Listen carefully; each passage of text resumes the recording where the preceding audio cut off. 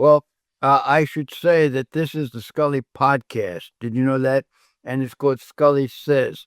And we're not going to say anything about the ways in which you can get on this podcast until the end of the podcast. You see, it makes absolutely no sense, sir, to say it in the beginning because people are already here. Are they not? Some have said that. That's If right. they're not here, then they can't hear it. You see, those are Precisely. using here or not. You see, so and here we are, and you've got your Chicago now. So before we start anything, you see, and by God, I'm the last one to start anything.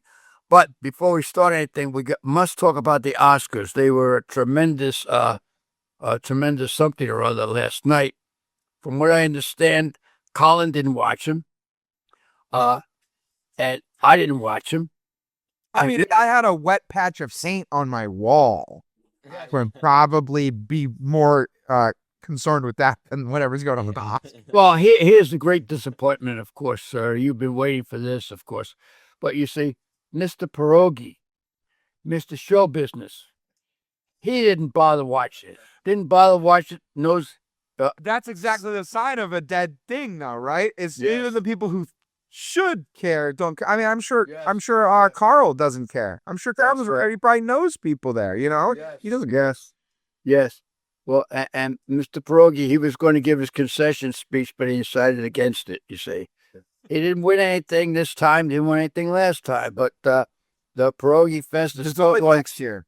Next year is, yes, there's always a possibility with that. Maybe someone could get slapped next year, bring up the rating. That's what I said when we were talking about earlier. I was like, no one's beat the crap out of anyone, so it's not as good.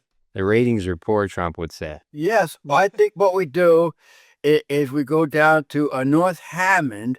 We get something at the we get something at what's the name of that, Mr. Pierogi? You should know. What's the name of that banquet hall on Calumet Avenue? The Dynasty? Dynasty, yes, Dynasty. Wow. The Dynasty, and we have Mr. Pierogi up on stage, you see, ready to take his award as the Pierogi champion of the year, and then 4 or 5 rowdies rush the stage and beat the living crap out of him. You see, and that.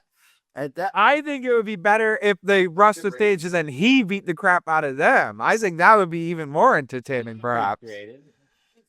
Yeah. It would be unbelievable, sir. Do you see what you would believe that? Hold on. But they would believe him getting the crap and everything. They believe that one. You see, they would. They really would. So now, have we done enough talk about the? Well, I had one more topical topic, one more relevant thing, but this one's more for me and Colin. But you'll be interested to know about this one. Oh, I'm sure I will. Colin, you're familiar with Pokemon Go? Yeah. You must be. You're of the age where that must have. I might know where you're going with this. You know where I'm going. So this data came out, I think 2 years ago is when it really like people.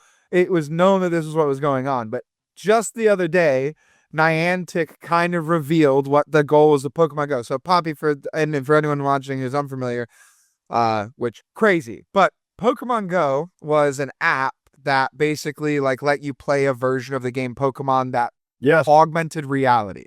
So you'd use your camera, for example, I was playing in Central Park. And so when I was in Central Park, literally people were like, there's a Charizard over here. And I'm like, and go to do that, whatever. So the idea was to get people out, it's part of that Go Play Day thing, trying to get people out and It was huge. Yeah, it was huge. I mean, it did really well. Everyone was walking, every nature preserve or whatever, they were all full because all of the Pokestops were places like that. So you had to go there. Anyways, so very innocuous and innocent on the surface. As a matter of fact, maybe even an objective good on the surface. But it got kids active. I say. They used it to build a massive AI generated wireframe of the world using over 30 billion images compiled. So now when you see a little delivery robot scooting down the street in Chicago and it knows where the crack in the sidewalk on State Street where it's going to get stuck is, you can thank Pokemon Go. We basically scanned the entire world because we thought this game was so fun. And now they just have like a 3D map for, maybe not nefarious purposes, but it exists now, and it's our fault. Yeah, if you look at like Apple Maps and Google Maps now, they're like super advanced. Like super. It went, like, you know what I mean? Like It's like there was a satellite scanning like every inch of the earth, like almost. Like that's what it looks like. because that's what we did. I mean, we basically did that. We literally were walking around with our phone cameras, just, constantly firing. And these things are like, this thing is on always. You know what I mean? It's not actually really ever off, sir. It's not even so much that, but yes, of course, that is true, 100%. But it's not even that. I'm saying like the camera. This is on. It's like you know what I mean? It does something. So it's not. Oh, yes. Well, I just find that hard to believe because I've yet to make the movies, you see. And if they've been watching me all that time, I'm sure that Maybe they're keeping you from it. It's nepotism in Hollywood, bringing it right back with a nice bow. Maybe that's why people don't watch the Oscars anymore. Well, yes, I'm They're tired of watching someone's grandson win the Oscar for Best Actor for no reason. Or Pedro Pascal's 9th headlining role in like 3 years. Well, I'm not going to say that they push Brad Pitt out of the way because of his because perhaps I'm not as photogenic as him, but they could sure as hell push Sean Penn the hell out of the way. That guy, he ain't going to win any beauty prizes, and that's not very political of me to say, but of course I said it anyway, didn't I? I mean, yeah. Yes, go ahead. No. Let's get into the real meat and potatoes here. Real meat and potatoes of this. So we were going to talk about political folks, right? And political figures. You know that, sir. I'm sure you'll be Googling like hell during this podcast. Absolutely. And so I hate to give away these trade secrets of yours, but I'm going to do it anyway. So and of course we could talk about the Trumpster, but I mean I think everybody's talked about him ad infinitum. Don't you think so, sir? Yeah. I've not See, I also think, honestly, it's just like not the most, for the first time in a very long time, it's just not the most interesting political conversation right now. He's been pretty, when you say not the most interesting, except that's to Mr. Trump, that for him it would be the most. So to him, he's the obviously. Size down the world. Yeah. But you guys know what I mean. I mean, it's just like, yeah, like the Iran stuff is crazy and everything, whatever stuff, whatever. But like, it's not direct Trump stuff. It's a lot Mr. more. Trump is very, very humble. He doesn't like to get into this too much, but he's mentioned one time before that he's probably the greatest president that's ever lived. But that's beside the point, sir. So we were going to talk about these various individuals. So let me start out with I think there are two people that people are looking at quite closely today. One of them is a guy by the name of Rubio, and the other guy is the guy by the name of Vance. And Vance is the vice president, as you well know, and Rubio is the Secretary of State. And Trump has been praising both of these characters. And so the question is, which one of those is going to be the GOP candidate during the next presidential election? I mean, I think on paper, purely paper, Yes. JD Vance is the guy who's qualified for that job and ready for that job. Yes. But I also think that like it isn't lost on a lot of voters. It's lost on the average voter, but it isn't lost on a lot of voters that like he is like a pure like Peter Thiel like think tank creation, almost like he was just like a college kid that like got swept up into like a already existing political And like now he's the vice think president. tank. Yeah, now he's the vice president. Exactly. So like I think there's some people who like feel he's a bit manufactured, and don't love that. Whereas Rubio has been, what this is. I mean, I if I'm not mistaken, I remember Rubio being like on TV when I was like 10 or whatever, like he's a true politician. I think Rubio also, to his credit, again, could be totally off base, but as a kid, I remember him having a reputation of being not necessarily the brightest, or he wasn't really treated as the brightest. But he's pretty seems to have shaped it up quite a bit. See, he seems to be one of the few politicians where I've watched even left opinions of him mold as time's gone on, where you don't hear too much like, oh my God, Rubio's a Nazi, or I hate Rubio, or you know what I mean? You don't really hear that too much. He seems to kind of, just be a politician, which I like. I like the drama free a lot. You know what I mean? I like that a lot. Yeah, I think he's well spoken, and a lot of people have said that in the past, that he was kind of a pretty boy, and didn't have a lot going for him, and seemed to be just there. And over the years, he seemed to have matured and got a lot more substance to him. And so the question, of course, is Rubio, if I'm not mistaken, is in his late 50s, where Vance, I believe, is maybe 40. Yeah, I think he's early 40. And so they're about, so if Rubio would be president, Yeah, it's for 6 41 years, versus 54. yes. So Rubio would be 57 if he ran, 57, 58. And if he ran for 2 terms, by the time he got out, he'd be 64. And by that time, Vance would probably be in his late 40s. So there's something to be said for that, for the That's actually true. Yeah. When you're talking about him having a second term, you are talking about kind of like if a lot of the resounding arguments from people is these politicians have been too old. yes, Going after Rubio, even though he may seem like the more, the calmer or simpler or less explosive option. Yeah, it's true. JD Vance is 41. I mean, JD Vance is 11 years older than me. That's crazy. You know what I mean? JD Vance and Kiki are the same age. yes. Yeah, it's really. I'm sure the vast listening audience right now knows exactly who Kiki is. They don't need to. I don't know a Kiki, so. Yeah, It's okay. Kiki is Catherine McCarran, and she's a world famous a designer of women's fashions, particularly cashmere. Did you know that, sir? And she probably does not endorse anything that we have to say, but she is a lovely aunt, and That is correct. That is correct, sir. She, in fact, if possible, if she probably doesn't know that we're here right now, but if she did, she'd distance herself as quickly as possible. Do you see? But that's a different story. And so we've talked about those 2 individuals. There's another fellow by the name of Bissett, and I think he's the Secretary of Treasury, if not. Now, he is gay. Yeah, he is gay, you see. And so I guess he would be he's the Republican version of a Buttigieg. A booty judge, yeah. But there's a difference. This guy Bissett is very, very smart. Actually, to give credit, Buttigieg is just very, very smart. The difference is, and so I have to admit that the difference really is that Bissett, he does things. You see, right. whereas Booty, he spends time with his taking paternity leave, don't you see? Right. So when the crisis happens, when it hits the fan, so to speak, you see, Booty is nowhere to be found. That happened in Ohio.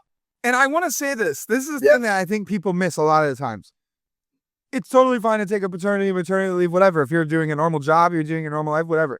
When you're having a conversation about NBA players or the president or like these high achieving top level people, you could be tougher on them. And like taking paternity leave as someone who's like supposed to be running a state or running a city, you know what I mean?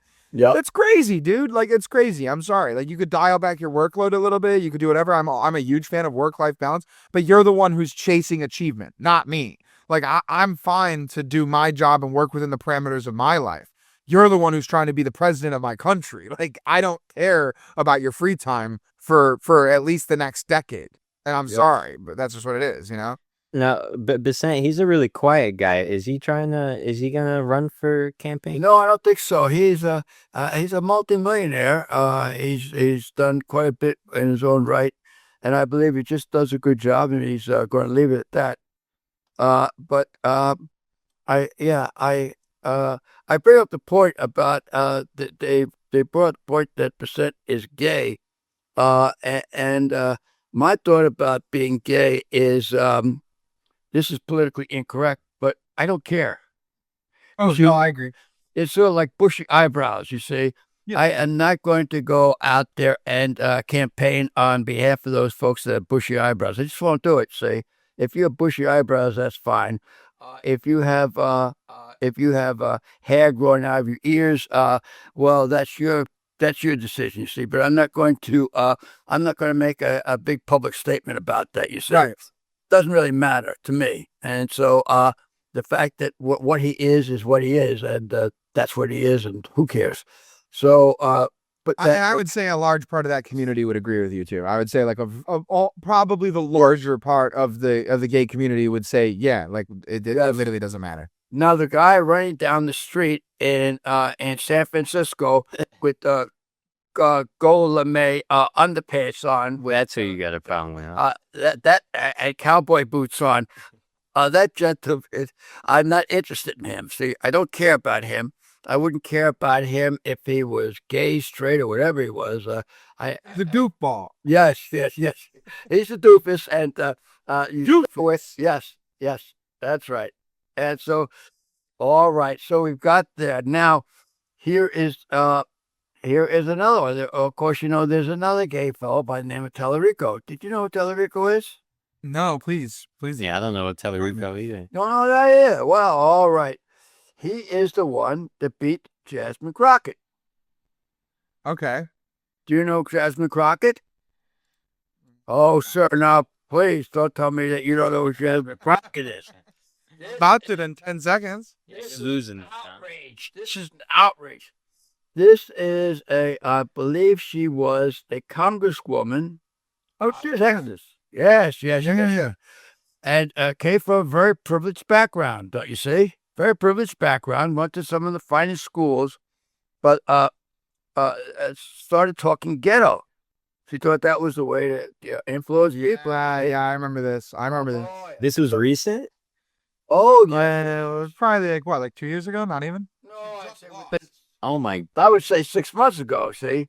You never heard of And she'd been jumping up and down, talking about She was pandering to something she wasn't. Because she felt she had to fall in line with what the color of her skin was. It was really dumb. It was a super dumb. I do know who you're talking about actually, because I talk about this with a lady in my town. This is a super dumb move, and the lady in my town, she's a black lady, and this type of stuff makes her really mad because she's like, listen, you are who you are. Know your role. She grew up in New York, being told all the time, oh, you're not black. And she hang out with the Italians. They'd be like, we're going to pretend you're Sicilian. All right. She dealt with it from both sides. So she's like, dude, sometimes you just got to get it where you fit in, get in where you fit in. That's all it is. There's no reason to be pretending to be, especially when you're trying to pander to people who look like you, and you bring it down a notch, to bring down the intelligence level. It's like, there's a difference between speaking with a slang and being like a person who comes from a place where they speak in slang, and so you can see them working past the way that they speak in order to communicate with you, versus someone who's dumbing down the way that they know how to speak. Yeah, it's unacceptable, and it's very demeaning to when you're a politician. These things too. You can't do certain things. It's almost like they can't help themselves sometimes. Yeah, they gotta try it. They just try it. Just see, yeah, see if it sticks, right? Because Trump blew the playbook wide open. You know what I mean? Well, somebody else that does that. Do you, sir? What's that? AOC. Oh, that's true. AOC can be Brooklyn Latina in a second, and then 5 minutes later, she's like, well, actually, I went to law school. Yes. And she grew up in a very nice area, you see. Very nice area. But so a lot of folks on both sides of the aisle try to pretend that they're from sometimes from harsh backgrounds, you see. From the streets. Yes. So they got street creds, you see. Like politicians need to be rappers now. You know what I mean? Yeah, right. Yes. Well, I also I'm a rapper, but I will stop I won't do that right now because That's a You different. gotta get paid for it. That's all it is. Right. I will not perform free. I won't do that. So now we've got now. So are there some individuals on the political scene that you or Colin are interested in discussing? There's none of them that I'm particularly liking. I know Gavin Newsom's ramping up his thing right now. He hasn't made any announcements. I'm not really excited for him either, but Yeah. that's Well, like the only guy I could think of for the Democratic side. He's We have named. interesting. This is when we were bringing it up. This is literally what we were talking about was Gavin Newsom too. His party's like fragmenting around him as well. So he's earing up for a while. Yeah. But they're like 50-50 on him already. You know? And I feel like he's not even sure if he wants to do it because it's not like he's like even said anything. It's just like everybody's kind of like looking at him to be the president. Yes. Well, I think he's kind of putting his finger up and checking the wind out, see which way it's blowing. But if you take a look at this guy objectively, he's got some real problems. He's got one of the big problems I see is Pacific Palisades. He likes it Yeah. much burned to the ground. You see, and How do you let it's the same like Maui? At least they're an island in the middle of 3,000 miles of open water. Yeah, and they have limited you're- fire trucks and stuff. You're like in the that. Pacific you're letting probably like the largest piece of your taxes, like the people who pay the most into your system, and you're watching it just go up in smoke, and you're not doing everything to stop it. That's crazy, man. I don't care that it's rich people. If it was a poor neighborhood, it would be just as bad. But Yeah. the argument and the distinction I'm making is that, yeah, if it was a poor neighborhood, it would be just as bad for like the morality of it. But like when you're a politician and like the money that comes from your constituents matters so much, the idea of watching your like wealthiest, therefore highest contributors just lose everything and like standing on a political soapbox to not help them is crazy. And that's not president behavior. And again, not like Trump doesn't do stuff that is probably, if you flipped it, if we flip the perspective similar, I'm not saying that they're not all bad, but it's just, dude, like that. Well- that's yeah, I agree. That's a huge blunder. I disagree with you to a certain point. I think it's more important to defend the rich areas than the poor areas. And this is the reason I say that is because the rich areas are going to be supporting the poor areas. So if you're getting the taxes from the rich area, you take those taxes and support the poor areas. Now the poor areas and the other, they're not contributing that much in tax money, and so they're certainly not going to be supporting the rich areas. They're going to have enough trouble supporting themselves, don't you see? So the rich area is actually more supportive of the state as a whole. Well, I experienced that sort of stuff in a real way because, like, in the town that I'm in, people love to.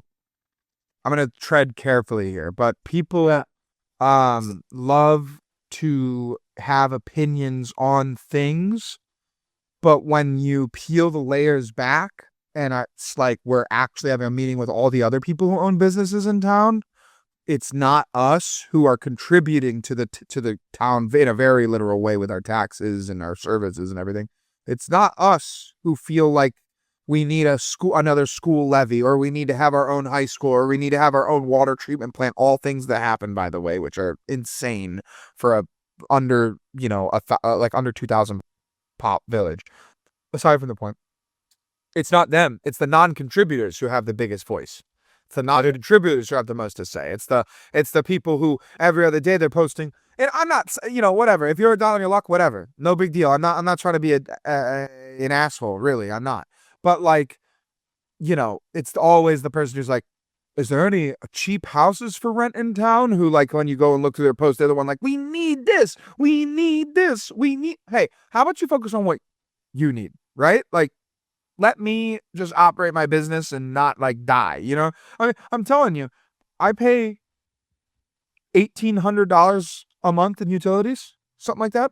I don't have a warehouse, I don't have a garage or something, you know what I mean? And so it's like this real way that these things affect these like policies and these decisions that people make, where it's just, I'm not the person who has to pay it, so I will just ask for the fucking world. You know what I mean?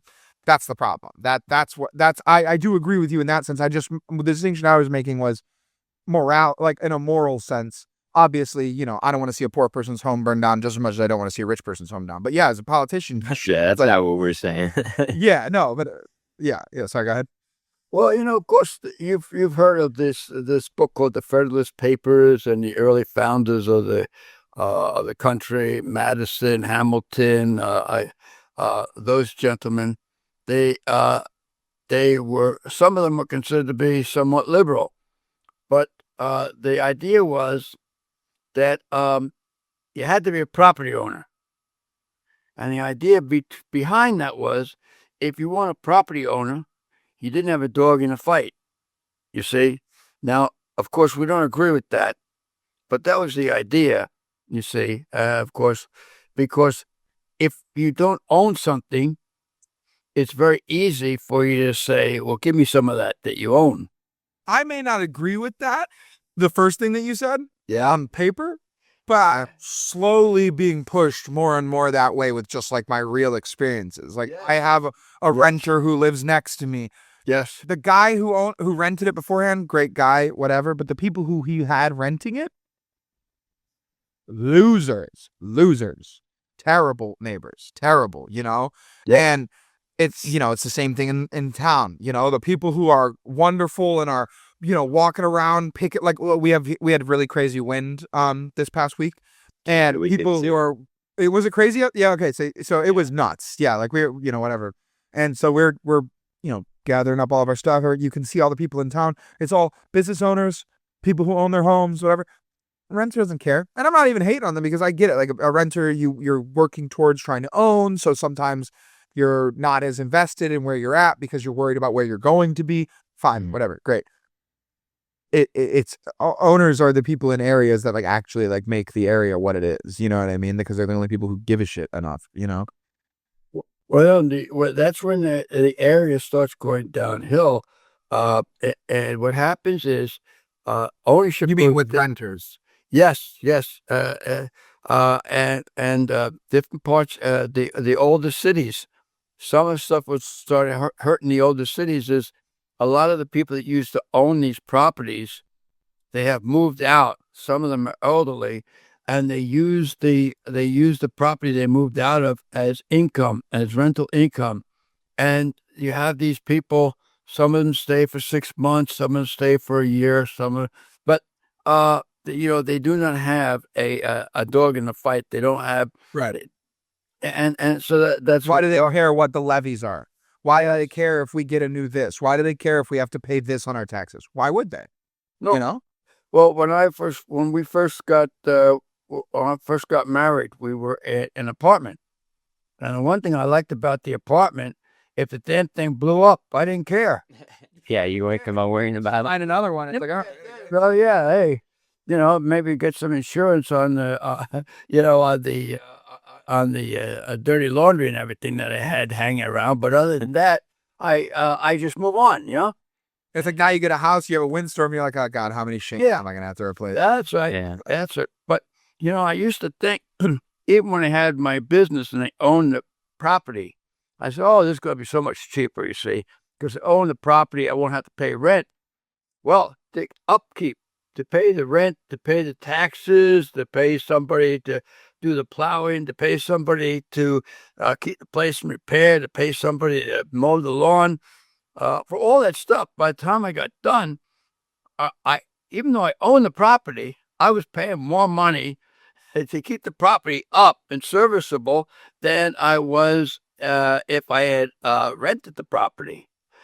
Yeah, so well, that's exactly like that's the thing is like it's a weird line because I'm in the opposite scenario. I don't own the building that my shop's in, and I would very much like to. But the reason I would like to is, and I actually like my landlord a lot, so I'm not trying to talk bad about her at all. But it's just calling it what it is. I would do way more with the building than she does. She has she has a bunch of other properties to worry about. She has a bunch of else that she's dealing with. If it was just my building, I could do a lot. I could get real creative. I could get real, crazy with it real quick. and I could dedicate my time and energy into it. You know what I mean? Like if I wanted to close down for a month and do a bunch of reno, I could do that.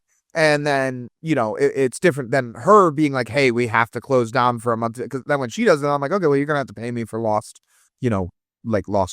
uh, potential money, right? Like I can't, you know what I mean? I'm not paying you rent and paying power and doing all that for free for a month. But when I make the decision, it's different. So in certain ways, it makes sense to be there. But I would agree with you. Like, yeah, like especially the setup that you did have at the office, like it ended up being big enough that like, yeah, you're having how many outlets are there? So when you have to check, outlets have an electrician come in, how many lights, how many different rooms of drywall, if you have to deal with something, how many different parts of the roof can leak, 2 different types of roofs. Yeah, every little detail. Because he had an annex too, which had a flat roof. So then he has to deal with flat roof problems. He has to deal with normal roof problems. They had to deal with normal 80-year-old roof problems or however old the house is. And then the 20-year-old roof problems. Yeah, you have to deal with garage problems, lawn problem, whatever. And so there's all of these annoying issues where I would agree with you. A lot of times the renting makes sense, but it's like, how do you make that like bond between the renter and their area more permanent? Because the renting felt less insidious to an area when someone was like, I'm going to rent this place, and then your landlord gave you a fair rate, didn't raise your rent like crazy every year. They were pretty normal with it, and they were just happy to have someone they knew. They would your landlord would be a person that would stop in, and you'd be like, would you like a cup of coffee while we have a conversation, and then move on. I'm sure there was other instances where they sucked, but that was a norm anymore. Yeah. Oh, although, did you see, this is actually really great that we're talking about this. Did you see the Senate passed a bill to ban companies of a certain size from buying private family homes? I did not see that. They approved that the other day or something? Like 2 days ago. Yeah. Well, that's something that's been going on, and it's a very bad thing. What happens is these large companies, what they do is they buy these houses and then they rent them out. And so you'll go to a place like Hammond, Indiana, and the cost of housing, instead of you get a house in Munster which may go $400,000, in Hammond it might go $150,000, maybe $200,000. Yep. So you buy that house and then you rent it out. You see, and these large corporations have been doing that, and as the properties go down, they deteriorate. They continue to rent with putting in a minimal amount of improvement repairs. Yeah, and so that's what they do. They continue and so as time goes on, you have a greater percentage of people that are renters rather than owners, and so you have people that are more transient and they have less. They have less commitment to the area. And so, if the place burns down, they just move on, so. And of course, the landlord, he has insurance and he collects on it, and who knows what he does. But anyway. Well, I can even, like, in a very real way, like, I own here and have the business, so I have very strong roots here in Dayton. But it's not in my mind, it's still not my permanent place. I would like to work my way back to Chicago or get somewhere with some damn sun. That would be nice, but we'll see how it goes. But I think that it shows in, like, I care about my local politics. I do. And I care about, like, making a difference a little bit, like that stuff matters. But I care far more that the Bears don't go to Arlington Heights. You know what I mean? Like, I care far more. Like, that's to me is like a culture disaster for the city that I'm going to have to, like, deal with. Like, I hate Northsiders. I really do. And it's not that just like, oh, someone from the north side of Chicago is, like, of less value, although, like, I think I could prove it with math. But, like, I think that the people from the north side of the city have this attitude that that's the only side of the city, and that everyone from the south side and west side is just an idiot, like, criminal or whatever. And it's like, buddy, all of us are from Chicago, like, from both sides of it. And Hammond is way closer than Arlington Heights is. Well, like, let's not get it twisted. Hammond is way closer to Chicago than Arlington Heights is, like, if we're talking about, and I mean that in every sense of way, I think it's literally closer. but also culturally, that is a much closer place to Chicago because all these Northsiders want to listen to a Chief Keef and they want to talk about how they Chicago. Oh, yeah, I live in Shire. No, you don't. You live in Wisconsin. Be quiet. They're a little separated from the culture too, you know. 100% there. I think a big problem though is Mr. Pierogi would agree with you. He would, being a Hammonite type of guy. But the problem with that guy is he's divided. You see, he roots for the Cubs, so he's on the south side, so to speak. But he's trying to be a social climber, don't you see? And so that's why he roots for He has to root for the Cubs because the Cubs are Yes, they're the mostly superior team to root for. that's he has no time for the Sox because you see that's a working man's. Well, you'd have to think back to 2005 since we were worth it, Derry. Let's be honest. That's right. No. Back in 2005, he may have rooted for the Sox, but you see, he's changed his allegiance now. So he's prancing around in his Gucci loafers. You see. And, Yes. Okay. He's forgotten us. He's forgotten the South Side. That's where it came from. Yeah. That's where it came from. Yes. As long as you're still a Bulls fan, we can always, Yeah. room at the table. Or not Green, no Green Bay, none of that either. Yeah, Green Bay, Chicago fans. My grandfather, not this one, is one of them. Whoa, it's like no. Yes. So, but what were we talking about? We were talking to some politicians, were we not? Yeah, I had a Yeah. question for you, Mr. Yeah. Scully. Your favorite politician of your lifetime? Who can you recall? Well, this doesn't make much sense, you see, because of the way it's a roll. But I would have to say that JFK. You see? Now, here's how we go, you see. Everybody in the Scully family was a lifelong Republican, you see? But they're also, I dare say, they're also Irish. Do you see what I'm saying? Irish. They're Irish. Now, this guy, Kennedy, he had an Irish name and he come out of Boston, you see. So they made an exception to the rule immediately. And so they had a picture of the Lord on one side, and then right next to it, they had JFK's picture. Do you see? Yeah. And when we went to Ireland in 2014 or 13, we went and we were laughing because in almost every person's house you went into, there was like a framed photo of JFK. Really? In Ireland? No. Oh yeah. But you know the thing with the thing with JFK now, I didn't agree with a lot of his a lot of what he stood for, but he had style. Yeah. He had style. There was a there's a dignity about the guy. And so he held himself in spite of, he wasn't perfect. There's no doubt about it. I mean, how many presidents have the swoop, the slick and the swoop, the Ray-Ban Wayfarers with like the old ones, the hard front tilt, and the guy looks like $1 billion, man. He looks crazy good. Yeah. I mean, it's nuts. And, just because I love to add a little bit of conspiracy to everything, I've been to Dallas. Yeah. I've been to the place where he was shot. They put a fence around the grassy knoll. Yes. It's a paved parking lot now with a 7-foot privacy fence. What is that? The grassy knoll? Is that the building That's so the building is from the book depository, which is like the 8th floor. So think like vertical like this, car down here, and but people believed it came from that, like towards you, relative to that little whatever.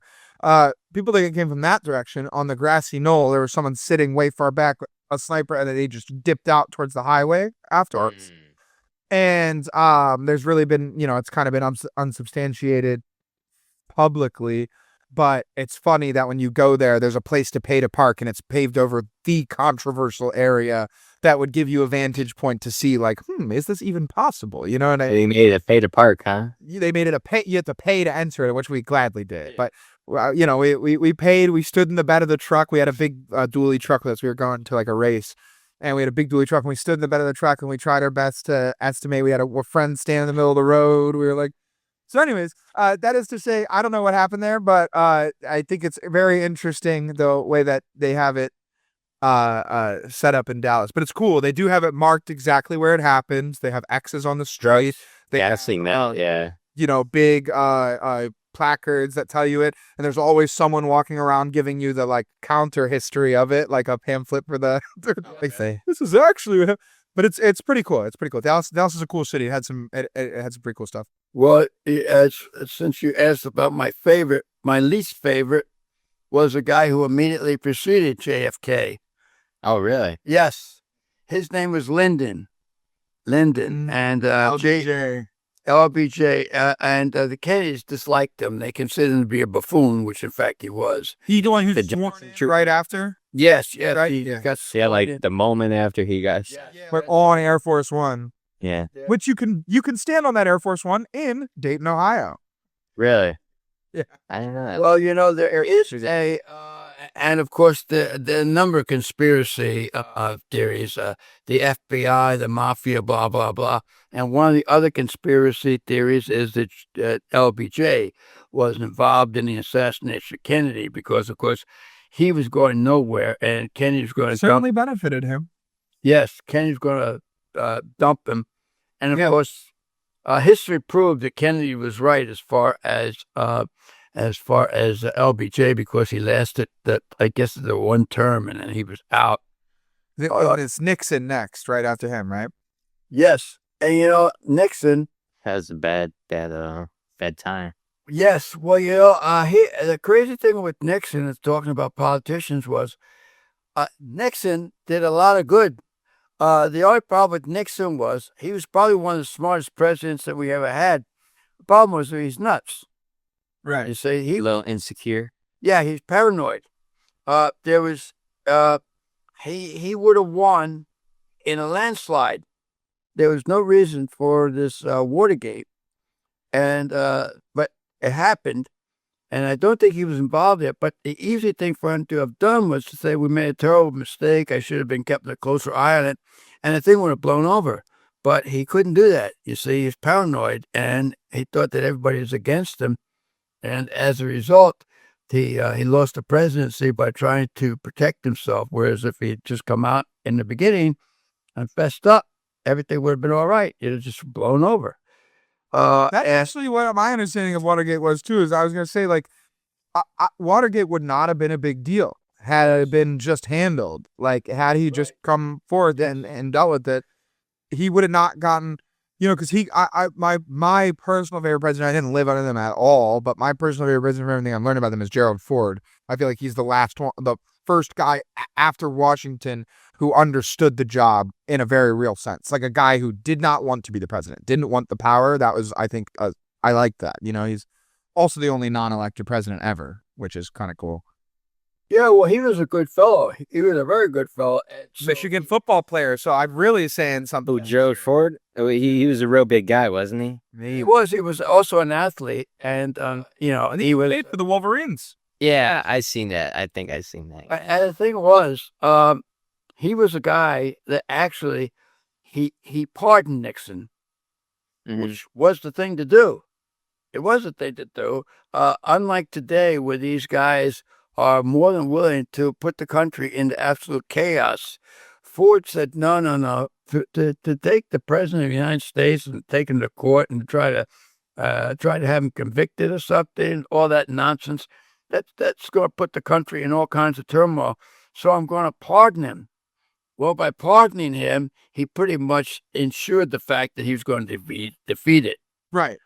And I remember reading in his memoir about him talking about that. He was like, I think it was something along the lines of, yeah, but he's who brought me here, though. I would not have gotten here without him. I'm not going to do this to him. And also what you said, where it's just how it looks to be arresting a president and everything is just not. And I think, but as a result, I think we end up with Carter. And many people consider Carter to be the most ineffective president that we ever had. The first thing they did, the Iranians, to go back to the Iranians, they had these hostages, American hostages, and that goes back to way back when. So they were causing trouble, 50 years ago, and he was completely powerless. Yeah, they made us look terrible. And this guy Reagan, who Reagan had his own problems. I mean, don't try. I don't want to make Reagan to be, absolute godsend, which a lot of people do. But they knew when Reagan walked into the door that the party was over, and they were going to give those hostages up. And It was like a no bullshit type of guy. Like it's like, hey, listen, he wields the military, he'll do it. Well, Reagan, is my understanding, he was similar to Trump. Not I was gonna say similar. it kind of sounds like Trump's like kind of runs off a little bit of Reagan's playbook when it comes to stuff like that.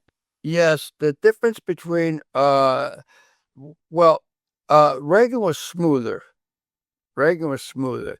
He, like for example, I mean, for example, when Reagan was running, he was one of the oldest presidents. I think he was the oldest president ever get elected. I believe so. And the other guy, I forget who it was that was running against him. I forgot. But anyway, he said they made a big point about it. And so Reagan turns around and he says, I'm not going to hold my opponent's youth and inexperience against him. I mean, he was clever. He Right, flip it on its head, and but just use the words against him. Also, actually, I looked it up just for idiot. He was the oldest president. Then it was Biden, yes, and now it's Trump. Trump, yeah. So they've Well, I think Biden is still older than Trump. Biden About like 3 months or something like that. Yeah, it's 3 months, but they were sworn in at. Biden was 78 years and 2 months at his inauguration in 21.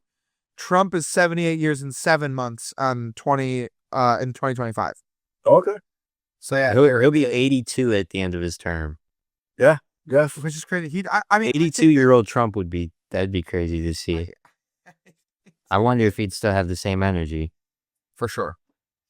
Yeah, well, I think I think that so each decade, I think, is there's a big difference between somebody who's 60 and 70. Big difference. Mm-hmm. A big difference between somebody who's 50 and 60. But there's a real big difference between somebody who's 70 and 80. Big difference. I was gonna say, if you look at Biden, like when he first came in and then when he left, that was kind of like, I kind of look at that and I wonder if, obviously Trump's not gonna let himself look like that to the public, but I wonder if there's gonna be kind of a similar effect because, 4 years at the presidency at that age it's hard for any human being, No, I agree with you, but people age differently. And This one doesn't seem to be aging in that same way. I think there is some elements of him losing lucidity and stuff, but yes, he's not like Biden though. no, Biden seemed to be very fragile at the end. I think he may have been ill, to be honest with you. That's what I think too. I think he might have been sick. I think he's Just tired. like like either just not getting enough sleep or his nutrition, something like that. Like there's something that was constantly keeping him. He was definitely getting enough sleep. Yeah, He was definitely getting enough sleep. well, I don't know. He was sneaking in at people's funerals and stuff. So I figured maybe he was, working the late nights. Those afternoon naps, they held him in good. So, all right. So now, let's get back to some of our political folks. I'll tell you one guy who seems to be somewhat problematic, or people have a lot of problems with him, is our man, Mr. Hegseth. Yeah, Remember they used to have Sector. Yes, well, they used to be the term Secretary of Defense. Mhm. Yeah. Now they've changed that to Secretary of War. Of War. Well, it used to be the Department of War. Yeah. It wasn't always the Department of Defense. They changed it after World War II, I think. They made it defense. I agree with the fact that it's the Secretary of War. I know, like, during Vietnam or even during Korea, the idea was never to win. That was Right. not the idea. The idea was to defend. The idea was not to let them go any further, you see. And so as a result, it changed the mindset. Instead of being the aggressor, we became the defender. We became the Secretary of Defense. And so the idea with with Korea was we were just going to keep South Korea. We're not going to go into North Korea and take that over. With Vietnam, we were going to just keep South Vietnam. We're not going to do anything with North, and so that's changed. You see, and so you had the best you could do in the years gone by was to come out even. Right. That's the best you could do. Like, not even, honestly, I want to even say, not even the best you could do. That was the dream. Yes, That was like it never happened. I mean, we didn't come out even in Afghanistan, Iraq, Iran the first time. We're not, you know what I mean? We're not, yeah. you know? And so, all right. So Hexet is, he's somewhat more bellicose than the other individuals. So, everyone going in and kick some butt, which, may be good, maybe bad, depends if you're, what your mindset is. And so, I think we've gone through most of the politicians. Is there? Well, I feel like the thing with Hegseth, I think too, is, and with war is, I never been to war, so I when I'm speaking from assuming, obviously. What do I know? You'd have a better perspective on the physical act. But for me, as a politician, or not as a politician, as a person that has to endure, living under politicians, right? I don't want a guy whose job it is to defend me to be worried about defending me all the time. I want him to be worried about stopping things that make it so that I have to defend myself. That's why, that the military budget is a made up number that doesn't exist for any other country. That's why we have entire planes that have entire other countries' military budgets hanging off their wings, right? Like, the whole purpose of us I was literally having this conversation yesterday at work. We have the F-22 Raptor. The F-22 Raptor is 1 year younger than me. It is a 29-year-old airframe. It has never been engaged in combat. Those planes are that old? Yes, they're from 97. It has first flight, by the way. So it's actually from the 80s, but the first flight was 97. It has never been engaged. They have never engaged it. Like, we don't even know what they look like. Like what they they could be used for. Won't, like other countries will, if there's an F-22 in the airspace, are just going to be like, pack it up.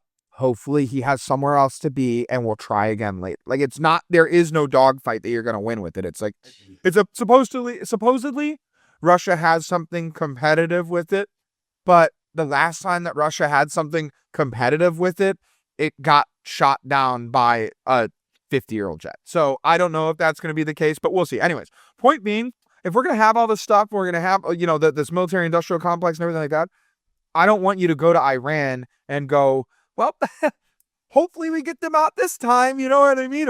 Hopefully we don't create a power vacuum and there's another terrorist cell in 20 years that your kids are going to have to deal with. Yeah, we don't want that. Just smash them. Like, just smash them. If you're going to do it, just smash them. It's the same thing as like a UFC fight. Could you imagine watching a UFC fight where a guy like toys with a guy and like has him on his ropes and the guy's like, staggered and kind of messed up and he's just playing with them?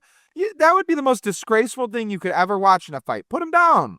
Put him down. Just hit him. Same thing in football. Sometimes you just need to call up that blitz and just smash that quarterback. It's third down. Just smash the guy. You know what I mean? Like, do him a mercy here. Don't even let him have the hope or have whatever. Just move on with the game. We're in the fourth quarter. We're up by 20. Just smash him. Move on. That's sometimes what needs to happen here. Like, I know we're talking about human lives. I'm not trying to say it's cool to just go and blow up this and bomb this and do. It's not. It's super whack, actually. But if we're going to be in this military engagement with these people who want war, by the way, they want it too.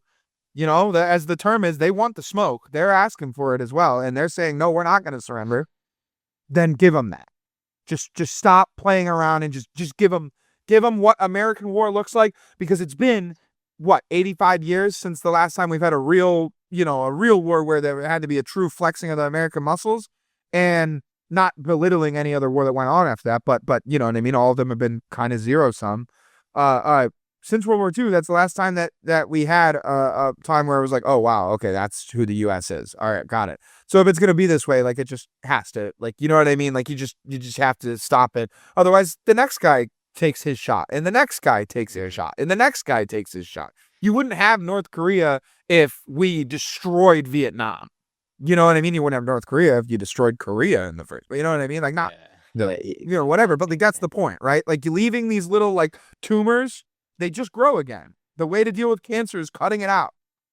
And do you think we'll resort to ground troops then to stomp this whole thing out?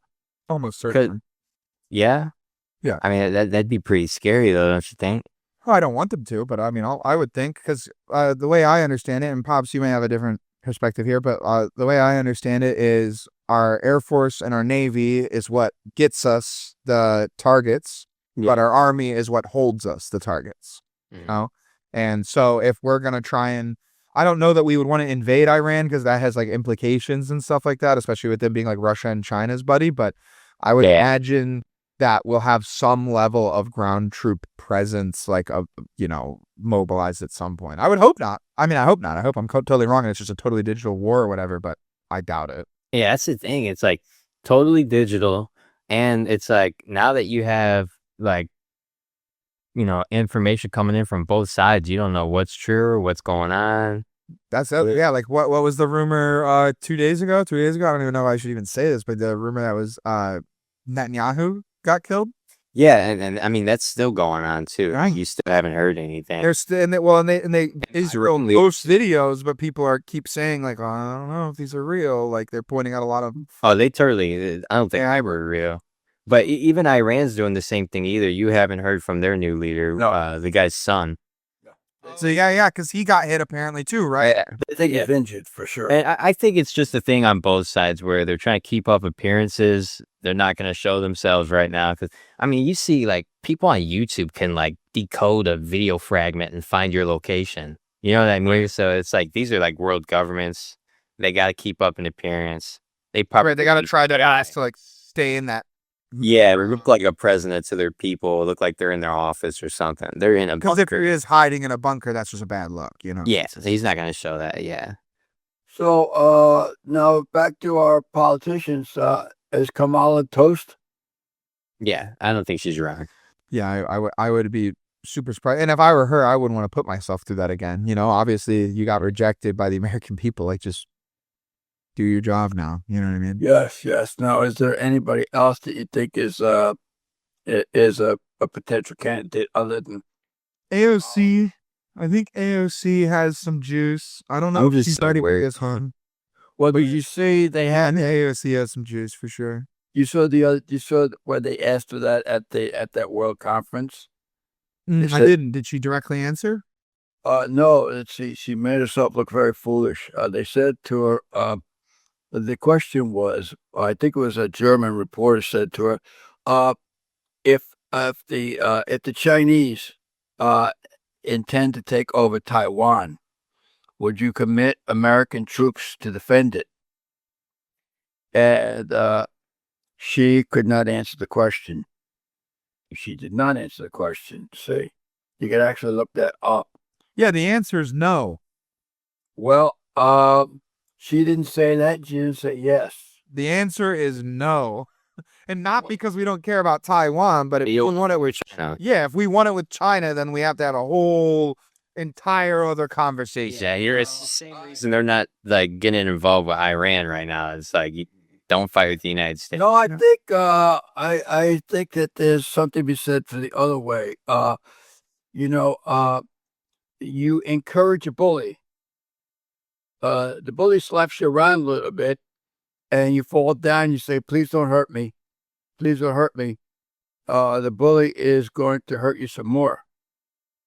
Wants to hurt you, and not only going to hurt you, but going to hurt some of your friends. You see, because now he's got the upper hand. My dad used to say to me, if you're in your school and there's a bunch of bullies and they're going to try to push you around, so you want to go to the toughest guy there, walk up to him and punch him in the face as hard as you can. He said, everybody else will run away. And that's true. And it is. The bully would just sit there and cry. And so, unfortunately, sometimes you got to stand up for something. You don't want to do it because there's always a danger of doing that, you see. but there's also a danger of not doing that. No, I think you're right. I think that the reason I would say no, I wouldn't get involved with Taiwan specifically is not because I don't think we should not ever get involved, but I think if the conversation was like, if right now, if it happened and we had to deal with it, right? The Yes. conversation has to be, are we going to do this, Middle Eastern, Asian two-front war situation? Or are we going to vacate the Middle East and let whatever the hell is going to happen there if we were to leave? We're going to, stop doing stuff in the Middle East again and let Israel just try and handle it all. And then we just go over to China. Because, I mean, it would be if China decided to make it what they probably, I would imagine they would want it to be a real war. I mean, the worst thing that could possibly happen is a ground invasion in the U.S. because, like, that's something like we happen to be the country where, like, the idea of war happening in our country, we're like one of like 30 countries where it's just not going to happen. Like, people coming here just is inconceivable. Mhm. But China, I feel like, is who would do that. China is that's why I wouldn't want to mess with China. China has the numbers and the money to actually come and have a real, a big heavyweight bout. And I don't want to watch a heavyweight bout on the world stage because the last time that happened, we destroyed Europe and in the Middle East and everything. Yeah, You know what I mean? everybody had a bunker in their basement Well- after that. You know what they say about how you eat an elephant, don't you? One bite at a time. That is correct. You see, and so that would basically be the same thing with Taiwan. I guess I would be so terrified under a liberal regime to fight China. I think if it was Hezgath Hezsekdef, and I don't even care if it's Trump, but if it's a guy like him that seems to have this right idea about war, where let's use our tools, let's use our resources to end these things, and to convincingly win these things. I'd be a fan of trying to convincingly win a war with China where we got sanctions from them, where we got, whatever, like something from them. I would be a fan of that. I would be a fan of freeing Taiwan, freeing Hong Kong, doing that type of stuff. It's just, we have, if you're like the liberal president, please no, please God no, please no. Like just stop. I don't want to be in China for the rest of my life, Well, I think a lot of times what happens is if the same thing with a bully. If you say to the bully, if the bully knows that you're willing to fight, a lot of times the bully will back down. That's what I'm a fan of. You won't get into the fight, you see. Yeah. If on the other hand, if the bully knows that you're going to back down, they'll keep on pushing you. Now, the thing with, for example, the thing with Hong Kong, Hong Kong was the jewel, of the Orient. And It was beloved. Yeah, it's a it was beloved owned place. by the British. And for some reason, the British just thought it was a good idea to give it back to China. Well, they have a guy right now. They don't talk too much about it. You don't hear too much about it in the liberal press. But there's a guy by the name of Lay, Jimmy Lay, I believe. He is a publisher. He's in his 70s. And they put him in jail for the rest of his life. Yep. For the rest of his life. He stayed there for the rest of his life because he stayed in an opinion. Where was this at? This was in Hong Kong. Oh, really? Hong Kong? So they, and they will, if you disagree with them, they will kill you. They'll just kill you. Yeah, I don't care. And so, if you're okay with that, if you're okay with them killing you, or you're okay with them killing everybody in Taiwan, if you're, so where does it stop? You see, and so. Well, but we haven't done anything about the Uyghurs, and then I guess I'm just trying to figure out, like, what we are the world's police, but like when we want to, and we're really only like the EU and Middle East police. Like, we don't. The Uyghurs are in China, are they not? That's a good point. The Uyghurs, yeah, they are in China. Yep. And so, that China is a sovereign country. And so, and what they do at the Uyghurs, we cannot stop every bad thing that's happening in the world. I guess that's true. Like the Uyghurs, well, probably even worse than Hong Kong and Taiwan. It's their countrymen. They're doing something to their countrymen, not other people's countrymen. Yes. I guess that's true even in World War II. Like, people didn't really care that people cared, but people didn't know and care as much as the Holocaust was going on in Germany. People cared when it went to Poland and France. Yeah, and, yeah. I was gonna say the same thing. So I guess that's true, yeah, because when it's Taiwan and Hong Kong, you start to have this conversation of like, you're taking pieces off the map and adding them back into your country, and we don't do the imperialism game because, again, like, this is my problem, and this is how I want a Secretary of War to talk. If we want to play the imperial game, like, we can dust off the Letterman, like we've done it twice before. We'll do it again, and this time we won't give you a UN. You know what I mean? Like, this time, I think that we don't do an EU and a UN, and this time it's just America. If we need to bail the entire world out in another fight, which is, I mean, who else is going to stand up to China? No one. And like, I wish someone would, because I'm actually pretty happy about in Ukraine. Ukraine's kind of whooping the shit out of Russia in a lot of ways. They are a way smaller country, and Russia is taking heavy losses.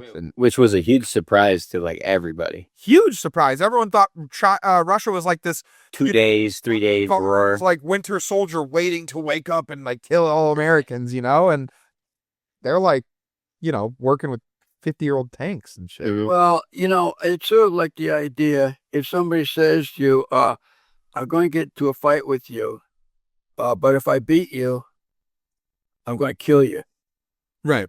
And so you think to yourself, well, should I get killed by just laying down, letting this guy come in and kill me, or shall I make him work for it?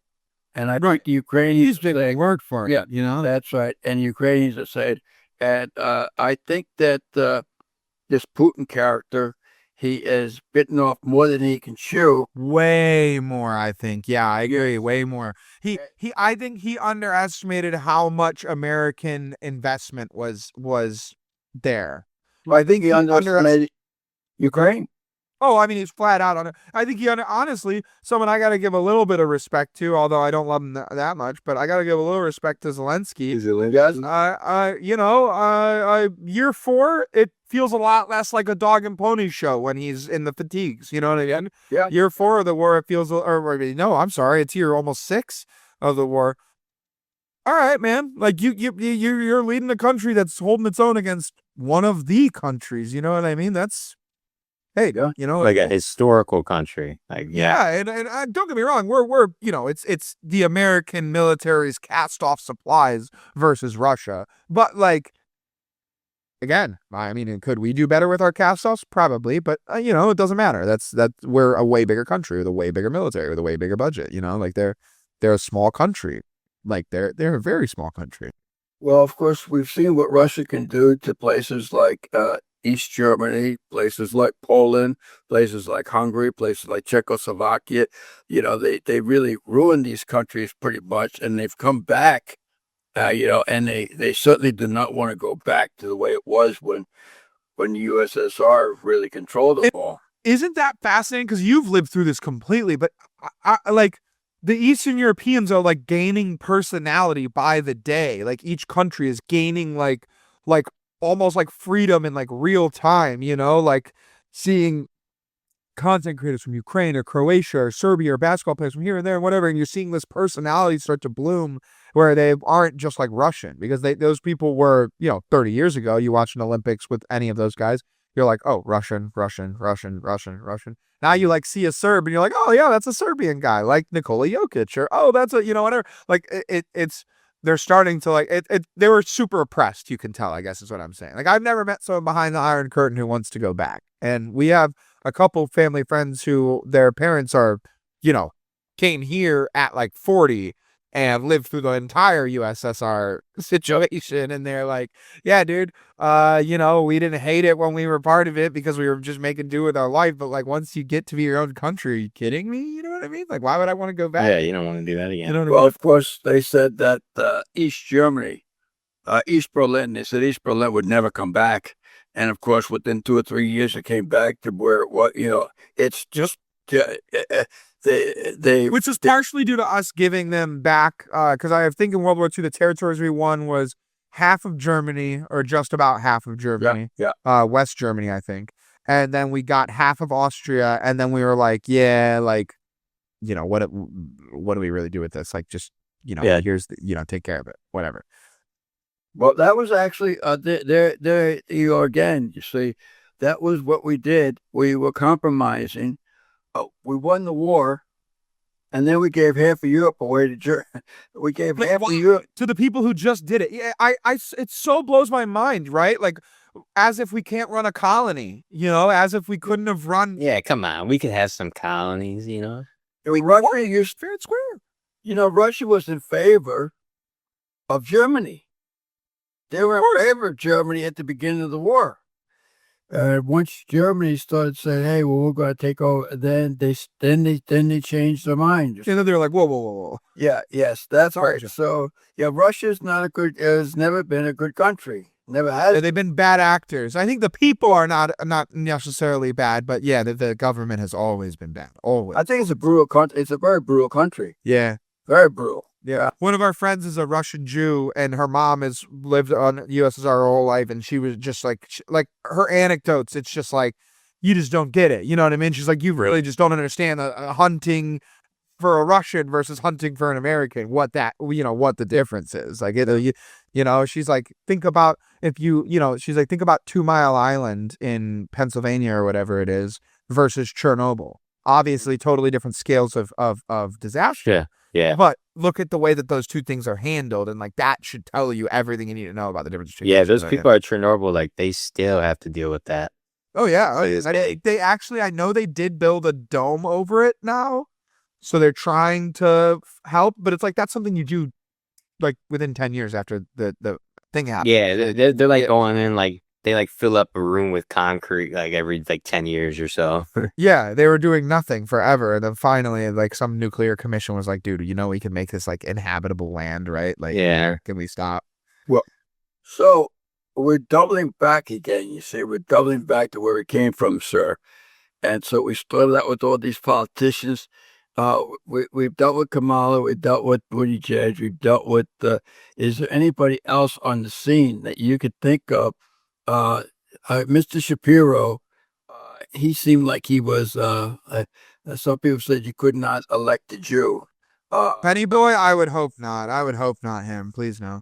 Who's this now? Ben Shapiro. I think he's talking about Shapiro from Pennsylvania.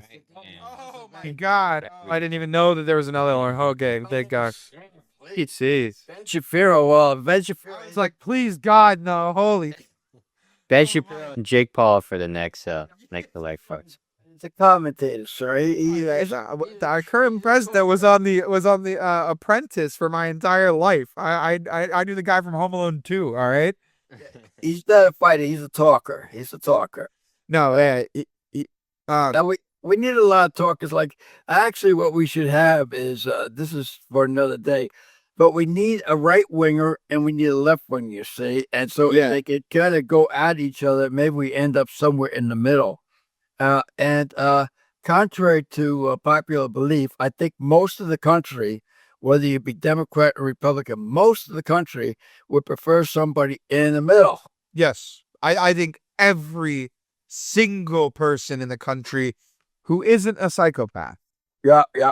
would want a centrist president, because I've always said it. Whoever wins, and it used to be this way, but whoever wins should be the president. Whoever loses should be the vice president.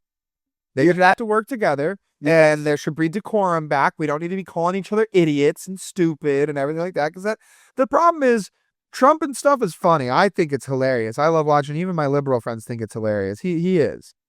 But, like, there's kids that watch, and then the kid thinks it's okay to like say, "Oh, you're an idiot," when they're arguing with someone because the president says that it's their brain, and then you just like erode discourse as time goes on, and But I couldn't imagine Trump and Kamala working together as president or vice. I think that if they knew that they had to from the outset, like he knew he was going to smash her, and so no matter what, he was going to be her vice or be the president. I think that it would be an entirely different conversation. It'd be like, well, I disagree with you on that. I think that that's dumb because, and it's okay to say, I think that that's dumb, but saying, I think that you're dumb because is like, yeah, man. Well, you see, with Kamala, I think that she was a completely unqualified candidate. Always has been for almost every office that she held. Actually, when she was senator, nobody knew how dumb she was, you see. And so she should have stayed there. She would have been all right. She'd been able to skate on by for like another test year. Yeah. Maybe some insider trading a little bit and all that. Yes. Be all right. Sort of like, Pelosi. Yeah. now Pelosi was, she was shrewd. See, Pelosi was shrewd, and Pelosi knew how to run things. You may not like her, you might not agree with her, but there was somebody that knew how to run things. She was around for a long time. Been around for a long time, was a survivor, was able to, was able to get by various administrations. I almost forgot, sir. There were two other people that I should have mentioned. One is Schumer. Chuck Schumer. Yep. That guy, his time hopefully has come and gone. I think that actually, I think if AOC wanted to, I think she could take him out anytime. He is just a guy, and the other guy is who's the guy? I think he's out of New Jersey. Who's the head of the Democratic Party right now? Hakeem Jeffries. Yeah, Hakeem Jeffries. Yeah. He's an. I don't like either one of those individuals. If I would have to pick somebody, I would pick Shapiro of the bunch. He'd be the guy I would go with. There's a couple others, and of course, you know that there is going to be a big change in the state of Illinois. You know that, do you? Well, there's a guy by the name of Durbin. Durbin is the senator, senior senator, and he is retiring. And Durbin, I wasn't crazy about Durbin, but Durbin was he had some substance to him. I believe there's these other folks that are coming up. They're saying I'm against Trump. I'm against the new Trump. That's it. I'm against Trump. I'm against ISIS. I'm against this. I'm against that. I really am against this. But there's no policy. None of them have any policy, you see. And so we're going to have somebody that for even if you didn't like Durbin had a there was a philosophy. He had something that he stood for. These people that are coming up against him, I think one is Robin Kelly. She's right now the congressman on the south side of Chicago. But they're all saying that they're against Trump. That's their. Every politician in Chicago should not be taken seriously until there's like three things that I think that are crazy. One, Friends of the Park. You hate Friends of the Park. We're done. We're done. It's just such a stupid organization. We're done. I understand we need green space. I understand it's important. Okay, stop. It's not a good city if there's no sports teams to watch, if there's no events to go do. If it's not a good, Summertime Shy exists for 4 months. Okay, man, I had to sell this city to New Yorkers and fucking people from LA all the time. I have to go and argue with these people and tell them why they're going to go to Chicago over Tampa. Why they're going to go to Chicago. I agree. Chicago is a great city. I think they should go to Chicago over Tampa. I'm not even just blowing smoke. I think it's the best one. New York is great, sheer size. And LA is awesome for like glitz and glam. And, Miami has some cool stuff. Houston's cool. Like, whatever. There's a lot of cool cities. Whatever. Chicago has the best architecture, maybe in the world, but for sure in America, period. Just not going to have the argument with someone, argue with a wall. And its history is like the most it's just like Dayton, actually, honestly. It's the one that actually did things that made the world a better place and advanced American society. Whereas New York was focused on bagels and LA was boobies, you know what I mean? It's Chicago was where shit happened. Yeah, people ought to work. You know what I mean? So I think that having zero thought on leisure is just crazy. So A, I hate that. B,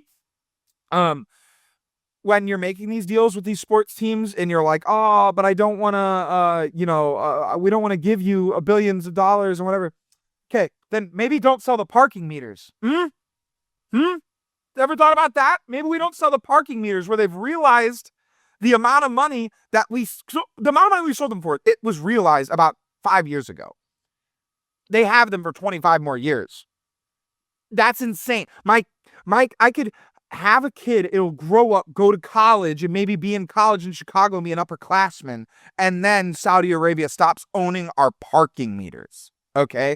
It's just stuff like that where I'm like, I'm just never going to take you seriously until you stop doing business like a weird, like franchise, like chicken shop or something. Like, it's like insane, dude. Like, oh, we're not going to do that because, well, we got breading, we got chicken. That's all we need to do. It's like Cane's business model. Well, it works for Cane's when you go to Cane's, but if you all of a sudden turn around and went to, whatever place and all they did was do what Cane's does, you'd be like, what the hell? Not good for the city. No, it's not.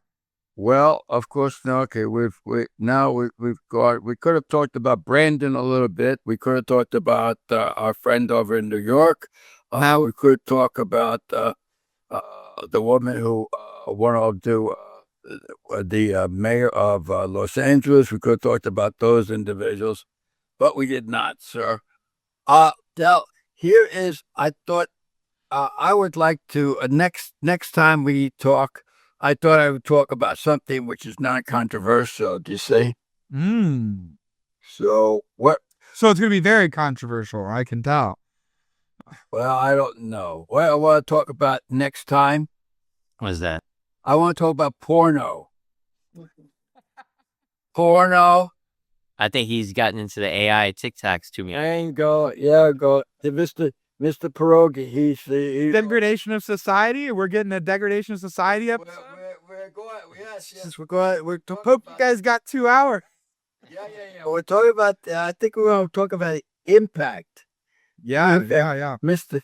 Pierogi, I've threatened him with going into his personal computer and take a look. My history. He's cleaning it up. Tony, come on. He's clutching it to his chest and saying, "You cannot have this. You cannot have this." But yes, so anyway, that's what I want to talk about next time and see what the impact is on us. So anyway, that's I guess the teaser. That's what we're gonna talk about next week. Yes. So tune in next week for that. It's definitely going to be a wild conversation for sure, because I got some opinions. Controversial. Colin said he's all excited. He's going to go home and do his homework on it.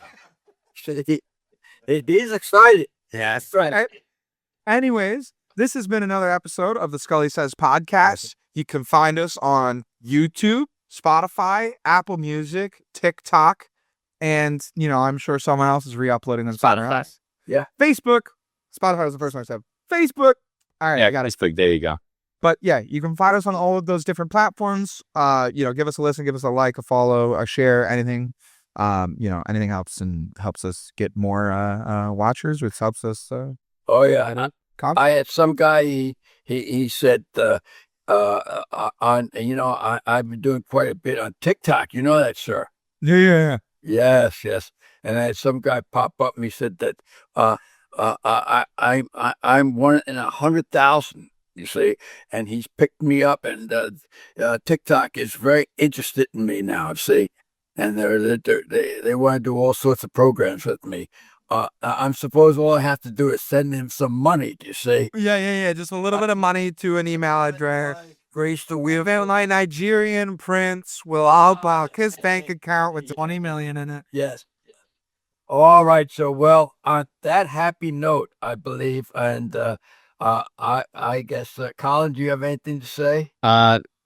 Keep watching, guys. We appreciate it. I think we had 500 views on, I wasn't there that week, but it was the Epstein video. It was like, we have like 550 views, and that's like awesome. Now, here's the question. Is that because we talked to Epstein, or is that because I think Colin wasn't there? I think because he talked about Epstein. But yeah, I could be wrong though. Maybe. It's because he talked about Epstein. And last but not least, does Mr. Pierogi have anything he has to say? Don't check my history. He says, don't check his history. I can tell you it's a spotted history for sure. All right. On that note, sir, peace be with you. Also with you. Yes, sir. Bye. See you later.